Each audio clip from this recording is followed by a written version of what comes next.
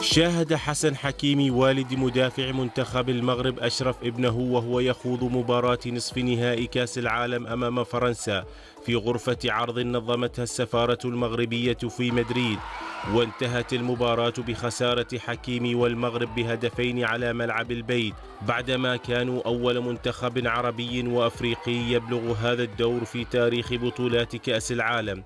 أشرف حكيمي من مواليد مدريد ونشأ فيها، ولعب لريال مدريد قبل الانتقال إلى أنتر ميلان، ومنه إلى باريس سان جيرمان حيث يلعب حاليا. فخور بمنتخب وطني، قدموا مباراة جيدة وصنعوا التاريخ. ذلك هو حال كرة القدم، أحيانا تفوز وتخسر أخرى، لكن الآن حزين وهو أمر طبيعي. Y estamos muy orgullosos de nuestros leones del Atlas que han فخور للغاية بأسود الأطلس الذين فعلوا كل ما بوسعهم لبلوغ هذا الدور، وعلينا تقبل النتيجة، لكنه فخر كبير للمغرب ولملكها وللشعب المغربي وللأفارقة والأخوة العرب ولجميع الأصدقاء أيضا.